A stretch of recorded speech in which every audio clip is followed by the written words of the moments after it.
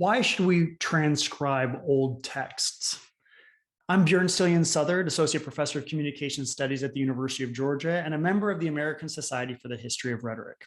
Allow me to tell a story about how transcription brings the past to life. The story begins for me at the Library of Congress.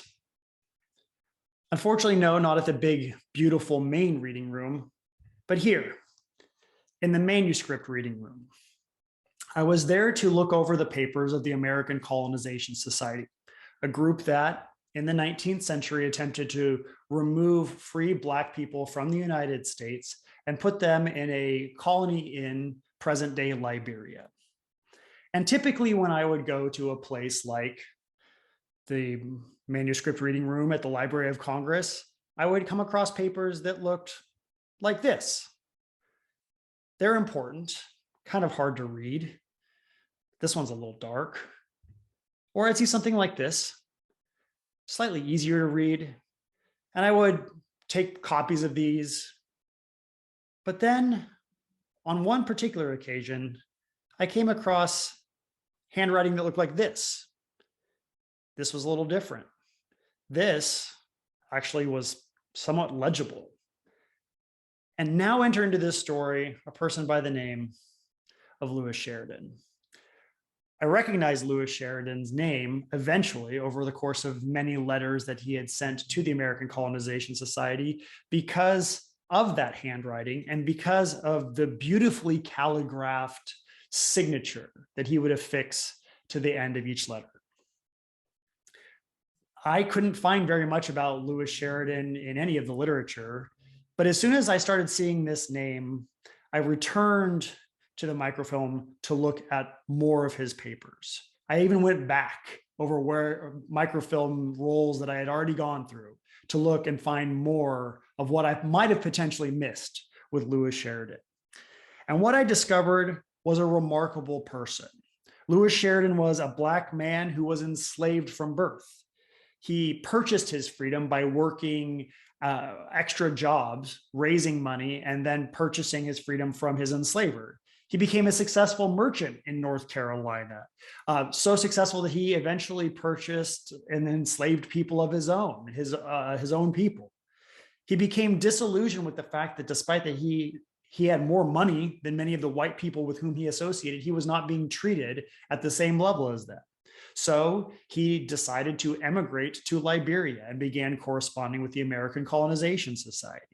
He then freed all of his enslaved people and brought them with him to Liberia.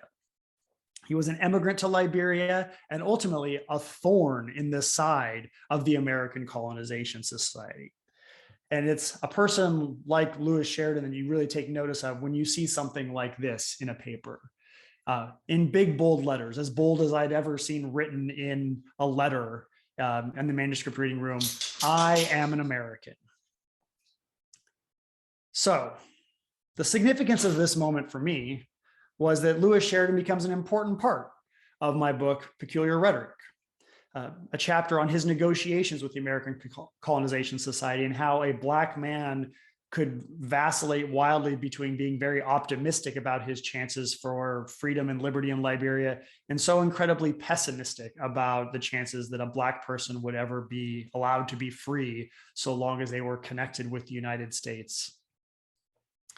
Now, in addition to that being a chapter, perhaps more importantly, it brought to life a Black experience that's lesser known. It reinforced for me that not everything is known, that not just because everything is digitized or seems to be digitized, that's actually not true. There's a lot that's out there that you wouldn't find if you just Google it. And I was able to discover this very interesting person who lived a life that was much more complicated than a lot of the tales of abolition of the 19th century would tell us. And it encourages me to go back to primary documents, even those that are difficult to find and difficult to read, and sometimes aren't as flashy as somebody like Lewis Sheridan, because I learn an awful lot about the time period. And I feel as if I'm living amongst those people when even you're just reading the most mundane of texts.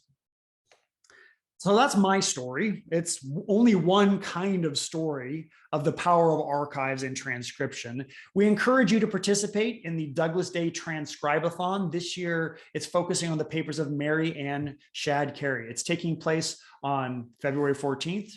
It'll be from 12 to 3 p.m. Eastern on that day. And help us bring those texts to life, and maybe you can write your own story.